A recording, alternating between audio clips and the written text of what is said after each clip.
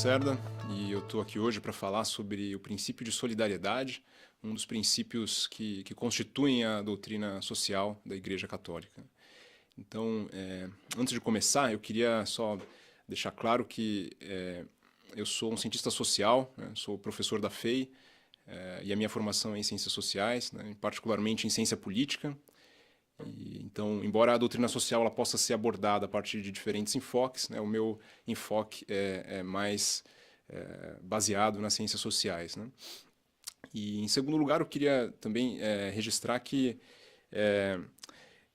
tudo que eu falar aqui expressa apenas a minha própria visão, né? Eu não estou aqui representando nenhuma instituição, nem nada além da minha visão sobre o assunto, né? Então, acho que para começar a falar sobre a doutrina social, e em particular sobre a solidariedade, eu acho importante lembrar que a solidariedade, né, enquanto princípio, ela é um princípio social, mas ela é também uma virtude, né? É uma virtude moral, né? O próprio João Paulo II, ele diz isso de uma forma, acho que interessante, né? Quando ele fala que a solidariedade ela não é apenas um sentimento, né? Não é apenas um enternecimento superficial pelos outros, mas ela é uma determinação, né, firme e perseverante de se empenhar, né, de empenho pelo bem comum. Então, acho que isso já dá uma primeira aproximação e uma primeira ideia, né, do que é a solidariedade cristã, né? Então, a minha ideia aqui hoje era falar, dar uma ideia geral sobre a solidariedade cristã a partir de, pensando aí com dois objetivos simples, né? O primeiro objetivo é situar a solidariedade entre, de um lado, né, o liberalismo e, do outro lado, o marxismo, né?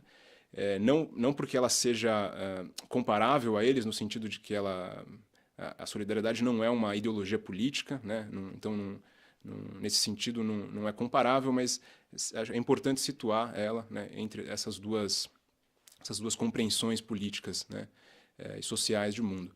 Então, o primeiro objetivo seria esse, e o segundo objetivo seria relacionar a solidariedade cristã com algumas questões políticas atuais, né, alguns problemas de democracias contemporâneas, por exemplo, e pensando, obviamente, aí no caso do Brasil, né, como exemplo maior, né?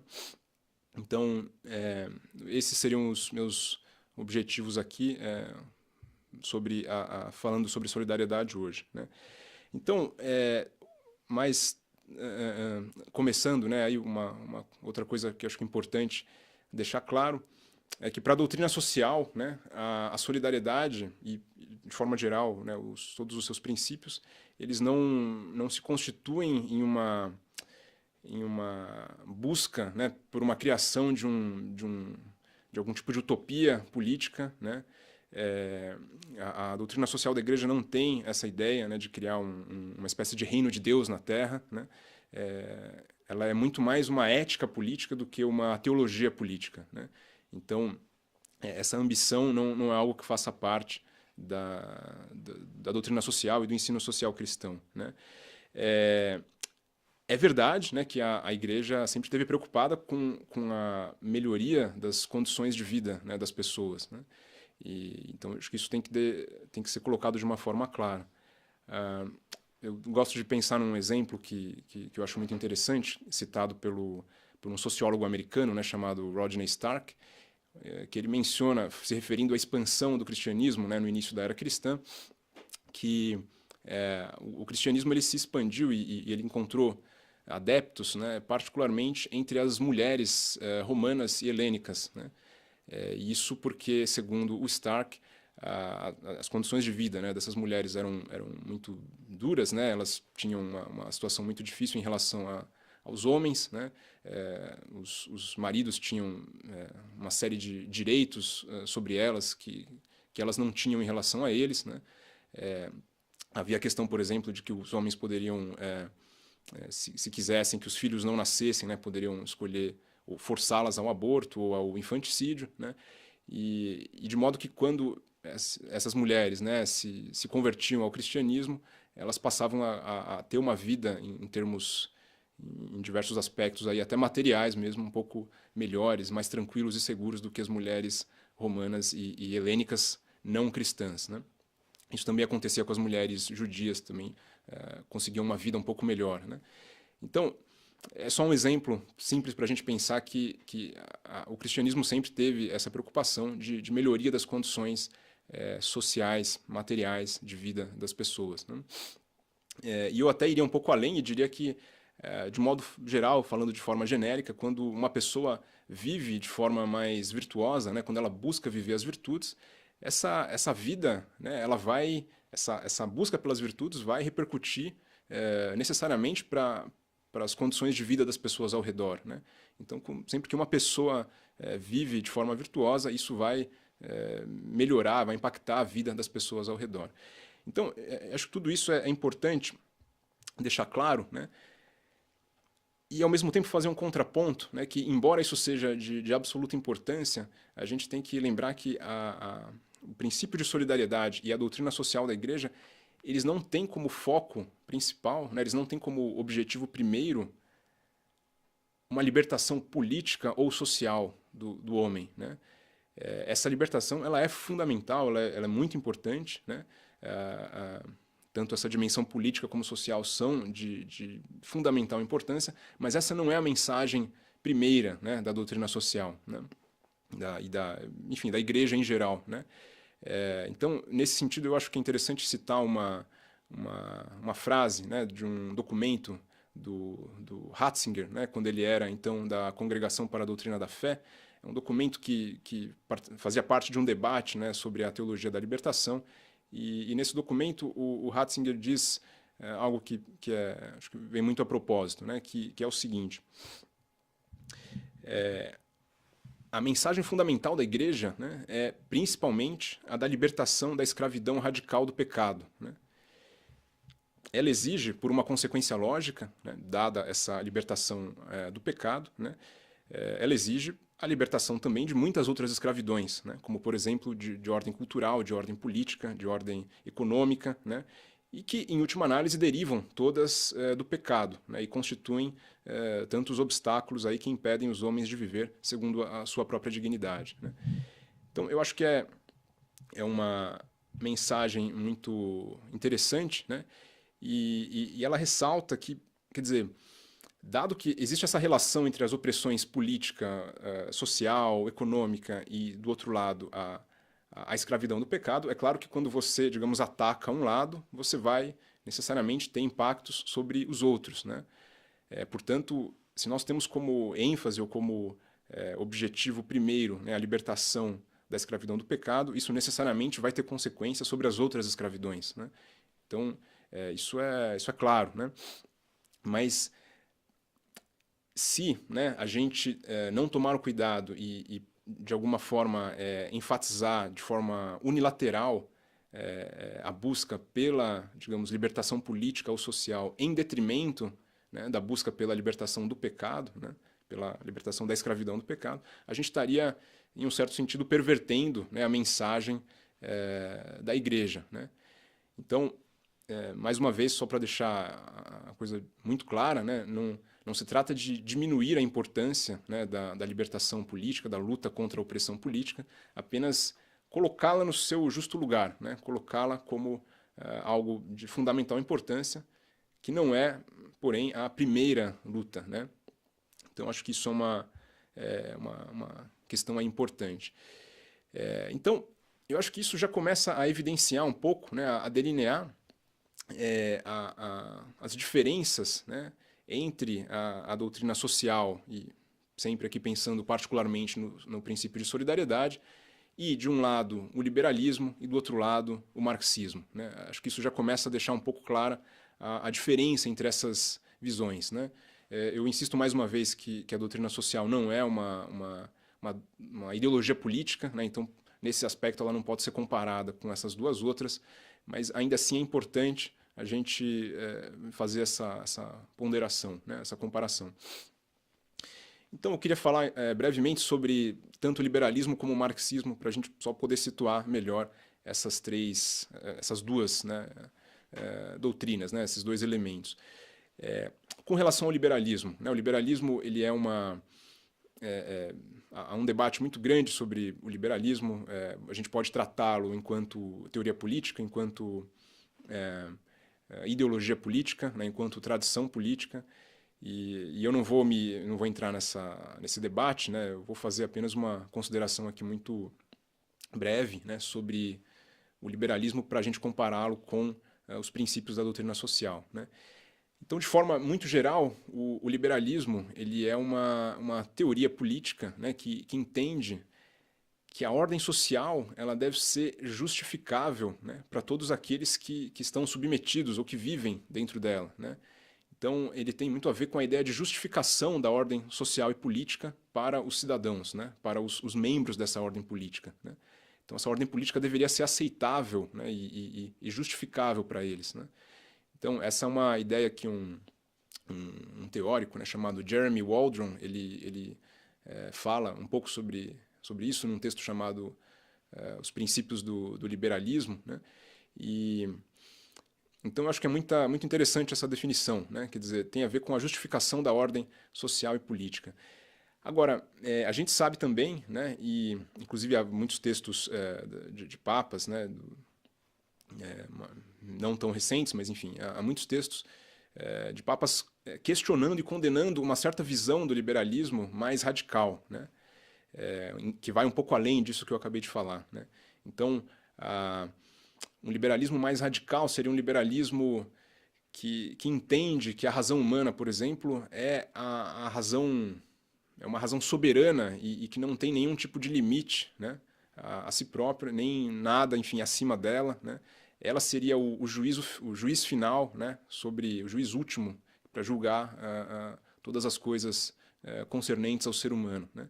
Então é claro que uma visão como essa, né, uma visão liberal mais radical como essa, entraria em contradição com a doutrina social da Igreja, né? Porque é uma visão que dá aí um peso, enfim, né, desconsidera, né, a relação entre o ser humano e Deus, né, e enfatiza apenas a razão humana como juiz último das coisas, né? Então há encíclicas papais que questionam né, advertem os cristãos com relação a esse liberalismo radical, né? Esse liberalismo radical ele tem a ver, né, um pouco com a própria com a dinâmica e com o desenvolvimento, né, do iluminismo, né, no século XVIII, né, século XIX, né? Mas, enfim, apesar disso, né, eu acredito, e eu penso aí que alguns autores também defendem essa ideia, que apesar dessa faceta, né, de uma possível faceta mais radical do liberalismo, o liberalismo, de forma geral, ele pode ser compatível com uma visão cristã, né? Ele não é necessariamente incompatível. E indo até um pouco além, né? Eu, pessoalmente, acredito que o liberalismo ele não deixa de ser uma certa... O liberalismo político, né, não deixa de ser uma certa consequência do próprio cristianismo, né? Então, acho que isso serve aí para a gente dar uma situada mínima, né, em relação ao liberalismo, né, como ele, claro, no seu modo mais radical, contraria, né, as premissas e as suposições básicas da doutrina social e, por extensão, do princípio de solidariedade, né? Então, dito isso, eu acho que vale também falar um pouco sobre o marxismo, né? Então, logo de cara, eu acho importante deixar claro que o marxismo ele não é uma ética, né? O marxismo não é uma filosofia política, tal como o liberalismo. Ele é muito mais uma teoria social, né? Uma teoria sociológica, né? Então, essas comparações têm que ser sempre feitas com algum cuidado. O marxismo ele é uma teoria muito poderosa, né? Ele é extremamente influente, e assim como no caso do liberalismo, né, muitos textos, muitos papas também já escreveram encíclicas e textos, né, do magistério sobre o marxismo, né? Então eu não vou aqui ser muito longo, né? Não vou me deter muito sobre isso. Só queria então pensar alguns aspectos que eu acho que são importantes, né, para a gente compará-lo com a doutrina social da Igreja. Então, o que é importante mencionar, né, com relação ao pensamento marxista? Em primeiro lugar, que o marxismo ele é uma variante, digamos assim, um ramo dentro de uma tradição socialista maior, né? mas ele não esgota o socialismo, quer dizer, nem todo socialismo é marxista, né? Em segundo lugar, o marxismo ele parte, né, de uma visão conflitiva do ser humano e da sociedade, né? Então, há vários textos em que o Marx, né, a sua figura aí principal, né, coloca isso. Existe aquela passagem clássica, né, do Manifesto Comunista, né, em que o Marx e Engels dizem que a história, né, de toda a sociedade até hoje, de todas as sociedades, né, foi a história da luta de classes, né? Então, o marxismo ele enfatiza essa ideia da luta de classes como um conflito social que é inconciliável, né, e que é, ao mesmo tempo, inevitável e sempre presente, né? E o que distinguiria, nesse sentido, a nossa época de outras épocas seria que na nossa época, ou na verdade na época dele, né, esse conflito social teria atingido uma forma mais simples, né, e binária, em um certo sentido, opondo apenas duas classes, né? A classe dos trabalhadores, dos oprimidos, né, e a classe dos burgueses, dos opressores, né? Então, mais uma vez, eu acho importante ressaltar em que pese, né, os seus méritos, em que pese as suas qualidades, a teoria marxista ela se baseia, né, ela toma como pressuposto essa compreensão de um desenvolvimento econômico que é inexorável, quer dizer, ele não pode ser parado e ele leva necessariamente a uma dinâmica de conflitos, né, sociais, de luta social radical, né? Essa chamada luta de classes, né? Então, é claro que não se trata de negar, né, que na sociedade humana exista conflitos, né? É óbvio que existem, né? Não se trata de negar que esses conflitos, por vezes, são, sim, radicais, né? Isso também é verdade. Porém, a forma como o marxismo coloca essa questão acaba se distanciando das próprias premissas da doutrina social da igreja e de uma antropologia, né, de uma visão de mundo e do ser humano cristãs, né? Portanto, desse ponto de vista, assim como o liberalismo radical, né, se afasta da doutrina social da igreja, o marxismo, ao enfatizar de forma demasiada, né, essa concepção um pouco determinista e inevitável de um conflito social radical, também acaba se afastando da doutrina social da igreja, né? Então, acho que esses dois aspectos são importantes, né? Ou seja, tanto o marxismo como o liberalismo, eles, em alguma medida, né, em boa medida, podem se afastar ou podem ser contrários à doutrina social da igreja e ao princípio de solidariedade, né? Ao mesmo tempo, né, eu falei que no caso do liberalismo, talvez em uma forma mais branda, ele possa ser adequado e compatível com a doutrina social.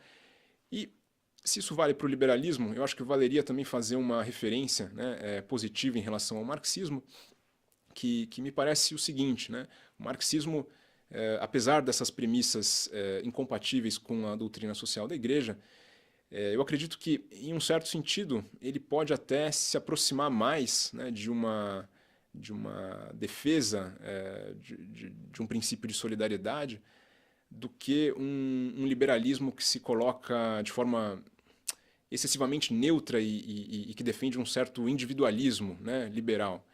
Então, desse ponto de vista, eu acho que a luta, né, que muitos marxistas, pensando em termos da vida deles, né, a luta que eles tiveram em defesa da justiça social, da igualdade, eu acredito que desse ponto de vista, esse aspecto, né, essa luta que é louvável, se aproxima mais, talvez, de uma luta cristã pela solidariedade do que um mero indiferentismo ou uma neutralidade liberal, né, baseada numa ideia excessivamente individualista, né, da sociedade. Então, acho que é importante também colocar essa questão, né? Muito bem. Então, com relação a tudo isso, né, foi, acho que uma questão mais teórica, né, uma conversa mais teórica. E eu mencionei no início, né, que eu achava importante a gente pensar também na relação do princípio de solidariedade relacionado com questões contemporâneas, né? Problemas políticos e sociais contemporâneos. Então, antes de falar desses problemas sociais e políticos contemporâneos, eu queria citar, fazer mais uma citação, né, dessa vez é de um romance, né? Não é de nenhuma obra teórica, mas é que eu acho uma citação muito bonita e que para mim tem bastante a ver com esse princípio de solidariedade, né? Essa citação é do último romance do Dostoiévski, né? Os Irmãos Karamazov, né? É uma história sobre 3 irmãos, um deles é um sacerdote, né? Enfim, um jovem que quer se tornar um sacerdote, e ele acaba adquirindo uma amizade com um monge ancião, né? Chamado Zósima, né? E esse monge ancião, em algum momento da história, ele passa, enfim, ele tem problemas de saúde, ele está já um pouco mais idoso, né? E ele faz uma espécie de discurso para os monges, né? E para as pessoas que estão ali no monastério com ele, né? E ele fala algo que é interessante, que acho que ecoa muito que os diversos textos aí, né, dos papas sobre a solidariedade falam também, né? Então a citação é a seguinte, né? O monge Zósima, ele fala para as pessoas que estão ali próximas, né? Só quando um monge toma consciência de que não é só pior do que todos os leigos, mas é ainda culpado perante todos os homens, por todos e por tudo, por todos os pecados dos homens, do mundo e de cada indivíduo, só então atinge o objetivo de nossa união. Porque sabeis, queridos, que cada um de nós é indubitavelmente culpado por todos e por tudo na terra. Cada um é, pessoalmente, culpado por todos e cada um dos homens nesta terra. Então, eu acho essa citação muito forte, né? Enfim, talvez seja em alguma medida controversa, né? Mas ela me parece muito de acordo com a própria ideia do princípio de solidariedade, que ressalta sempre, né, a nossa responsabilidade por cada um e por todos, né? Quer dizer, o princípio de solidariedade da doutrina social da Igreja vai sempre ressaltar a responsabilidade que cada um de nós tem por todos os outros, né? Então é uma coisa bem forte mesmo, né? E eu acho que se a gente quiser viver isso e levar isso às últimas consequências, isso implica para a gente uma reorientação radical da nossa vida, né? Quer dizer, viver a solidariedade da forma como ela é pedida, né? Enquanto princípio e enquanto virtude, vivê-la da forma como a doutrina social, né? Como a Igreja pede para a gente, necessariamente, acho que refletir muito sobre a nossa vida e buscar uma reorientação radical para ela, né? Quer dizer, como é que eu posso... Claro, sem desconsiderar as responsabilidades individuais, né, que todos nós temos e que todos devemos aceitar, né, e reconhecer. Ao mesmo tempo, todas as responsabilidades que eu tenho por todas as pessoas, né, mesmo que isso não seja algo talvez discernível num primeiro momento, né. Isso eu acho que tem um pouco a ver também com um outro aspecto, que é a própria ideia do pecado enquanto ato individual, né. Então a gente às vezes tem discussões ou vê referências à ideia de pecado social, né? Ou de estruturas sociais de pecado, né? Que são ideias interessantes, né? Porém elas não deveriam fazer a gente ignorar que o pecado ele tem sempre uma origem individual, né? Quer dizer, estruturas sociais injustas ou estruturas de pecado, elas repousam, em última análise, em ações individuais, né, em pecados cometidos por indivíduos, né? Portanto, eu acho que isso apenas reforça também a necessidade da gente pensar na solidariedade como um princípio que nos levaria, né, nos levará, né, se nós estivermos dispostos a viver de acordo com ele, a uma reorientação radical da nossa vida, né? Então, agora, saindo um pouco dessa discussão um pouco mais teórica, né, e pensando de forma mais prática, e aí, né, quer dizer, mas o que fazer, né, diante de uma realidade tão complexa em termos sociais, econômicos e políticos, né, o que alguém movido e tocado pela busca da solidariedade poderia fazer, né? Então, eu não vou lembrar agora as palavras exatas, mas eu acho interessante mencionar que se eu não me engano, na encíclica Laudato Si, né, do Papa Francisco, ele faz uma referência, né, à ideia de que nem todos nós somos chamados a uma luta política no sentido partidário, né, no sentido eleitoral, né? Nem todos nós vamos nos envolver nesse tipo de política, né? E isso não é necessariamente um problema, né? Isso talvez seja a vocação de algumas poucas pessoas capacitadas para isso, né?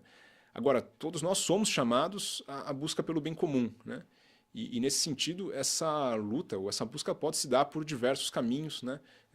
Por exemplo, a participação em associações civis, né? Que fazem parte da sociedade civil e que vão de forma talvez um pouco específica, né? A partir de lutas específicas, podem ser relacionadas a regiões geográficas, a movimentos sociais, né? Ou até coisas realmente mais simples, né? E isso sem mencionar, né, a própria família, né, toda a vida familiar, que é também uma contribuição inestimável e talvez a mais importante de todas para o bem comum, né? Então, essa doação e essa busca, né, ela pode, pela solidariedade, pode ocorrer de diferentes formas, né? E com isso eu queria trazer aqui a nossa questão um pouco para o debate político, né, e social, econômico do Brasil atual, né? No fundo, para ressaltar uma ideia também simples, né, que é a seguinte: por mais importante que seja o princípio de solidariedade e por mais que ele possa e deva, né, a meu ver, nos levar a uma reorientação radical da nossa vida, ao mesmo tempo, esse princípio ele não é claramente, ou não é fácil você discernir as implicações políticas dele, né? Eu digo isso pensando no fato de que hoje, né, nós temos uma realidade de leigos dentro da igreja riquíssima, né? E dentro dessa realidade existe uma pluralidade de visões, né? De visões razoáveis, né? E de divergências que são razoáveis também, né? Então nós temos leigos que têm uma simpatia, uma inclinação maior por exemplo, movimentos políticos de esquerda, né? Você tem também leigos com uma simpatia maior ou uma inclinação maior por movimentos políticos de direita. Então essas divergências me parecem fruto de uma pluralidade razoável de visões, né? Não é algo necessariamente ruim, pelo contrário, né? É uma pluralidade razoável e que, portanto, é boa, né? E se isso faz sentido, quer dizer, se isso está correto, significa que não é fácil a gente buscar, a partir da nossa compreensão do princípio de solidariedade, algum tipo de fórmula política clara, né? Algo como, olha, se você defende o princípio de solidariedade, você vai necessariamente ter essa posição política ou aquela posição política, né? Isso é difícil, né? Não é fácil dar esse passo, né? Então, eu queria só mencionar aqui alguns debates, né, recentes que ocorreram no Brasil, né, que vive um momento bastante difícil, né, em termos políticos, independente da nossa visão, né, seja ela mais de esquerda ou de direita. Eu acho que não é um momento fácil, né, um momento que causa uma certa perplexidade, uma certa angústia, talvez, né? Mas, então, eu só queria trazer aí alguns debates que ocorreram, talvez nos últimos 1 ou 2 anos, né, de forma bastante intensa na sociedade civil e no debate público brasileiro, né? Então, penso particularmente em 3, né? A discussão sobre a PEC do teto de gastos, né? Depois a discussão sobre a reforma trabalhista, né? E depois a discussão sobre a reforma da Previdência, né? Então, seria enfim, tentador talvez falar sobre essas 3 questões e tomar partido em relação a elas, né? Mas eu, na verdade, queria ressaltar aqui algo até anterior, né? Essas discussões elas são, em termos técnicos, né, muito complexas, né? São discussões que envolvem conhecimentos políticos, né, e econômicos que talvez a maior parte da população não tenha, né? Mas, obviamente, isso não impede, né, cada um de nós de buscar, não apenas não impede, como deveria fazer a gente buscar entender mais e para conseguir se posicionar mais, né? Mas o meu objetivo em mencionar essas três questões, né, a PEC do teto de gastos, a reforma trabalhista e a reforma da Previdência, é que elas, me parece, né, elas opõem claramente os cristãos, né? Quer dizer, existem cristãos com visões razoáveis defendendo essas medidas e existem cristãos razoáveis defendendo que elas não devem ser feitas, né? E com relação à solidariedade, quer dizer, algo semelhante ocorre, né? Talvez algum leigo possa dizer que essa, sei lá, que uma medida como a reforma trabalhista contraria, né, o princípio de solidariedade e que vai futuramente minar a busca, né, do país pelo bem comum, por exemplo, né? E me parece uma leitura legítima e válida, né, do princípio de solidariedade. Porém, né, nós poderíamos fazer também, ou enfim, há certamente leigos que fazem a leitura contrária, né, que defendem a reforma trabalhista ou a reforma da Previdência ou a PEC do teto de gastos, entendendo que essas reformas contribuem, né, para a busca pelo bem comum, né, que, portanto, contribuem para a solidariedade e para essa busca pela responsabilidade por cada um, né, por todos e por cada um, né. Então, há uma série aí de questões que vão interferir no nosso julgamento político, né, desde questões relativas a como nós nos formamos, né, a nossa socialização, né, nosso processo de socialização, os valores políticos familiares, né, há uma série também de aspectos relativos a ênfases, né, talvez certas pessoas deem, por exemplo, mais confiança a certos partidos e outras pessoas a outros partidos. Então, tudo isso vai influenciar a nossa leitura e a nossa aplicação desse princípio de solidariedade à luta ou, enfim, à dinâmica política concreta, né? Então, eu gostaria de terminar, né, dizendo que isso não é um problema. Quer dizer, essa pluralidade, ela existe, ela é razoável e ela é boa, né? A igreja, ela não dá para a gente fórmulas, né, prontas e acabadas sobre como viver, né? No sentido mais mesmo político, né, e econômico, né? Não há um partido político que encarne, né, os ideais e princípios, né, éticos da igreja, né? Nós temos vários partidos, né? Talvez alguns saiam e realmente não possam ser incluídos como partidos compatíveis com esses princípios, mas a maioria me parece compatível, né? Da mesma forma, em relação às doutrinas econômicas, existem diferentes doutrinas que podem ser compatíveis com esses princípios, né? E, portanto, a gente vai ter que, para o bem ou para o mal, lidar com essa pluralidade de visões, né? E também buscar evitar fórmulas prontas, né? Fórmulas que digam para a gente que, olha, não, se você é católico, você tem que votar em X ou em Y, né? Ou se você é católico, você tem que defender tal doutrina econômica, né? Isso não parece muito de acordo com essa pluralidade razoável e com a própria ideia de que os princípios sociais da igreja são princípios éticos, morais, que estão um pouco distantes dessa discussão mais técnica e específica, né? Que nós temos que enfrentar na política, né? Então, eu acho que era isso que eu tinha a dizer.